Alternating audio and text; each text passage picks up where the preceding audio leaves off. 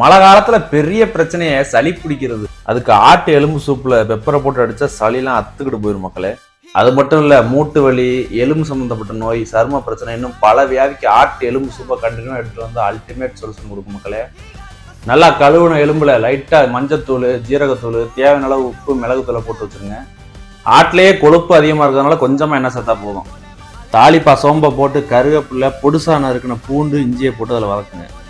பூண்டுல பாதி அளவு இஞ்சி இருந்தால் போதும். பொடுசான இருக்குன சின்ன வெங்காயத்தை போட்டு வதக்குங்க. ஒரு தக்காளியை போட்டு வதக்கி மசாலாவோட எடுத்து வச்ச ஆட்டு எலும்பை போட்டு அது முங்குற அளவுக்கு தண்ணி ஊற்றணும். மூடி போட்டு 5 விசில் விட்டு இறக்குனா வேக வச்ச எலும்பு வாடையோட கம்மன்னு சிம்பிளான மட்டன் போன் சூப் ரெடி. தேவைப்பட்டா இன்னும் கொஞ்சம் பெப்பர் பவுடர் போட்டு எலும்பு சார தொண்டையில் இறக்குன மக்களே, சளியே அண்டது. இதே நோய், உடல் பருமன் பிரச்சனை உள்ளவங்க மட்டன் அவாய்ட் பண்ணுறதே நல்லது. இது போல பல பயனுள்ள தகவல்களுக்கு நம்ம மொமெண்ட்ஸ் ஆஃப் டிலைட் சேனலை சப்ஸ்கிரைப் பண்ணுங்க. நலம் அன்புடன் உங்கள் தோழர்.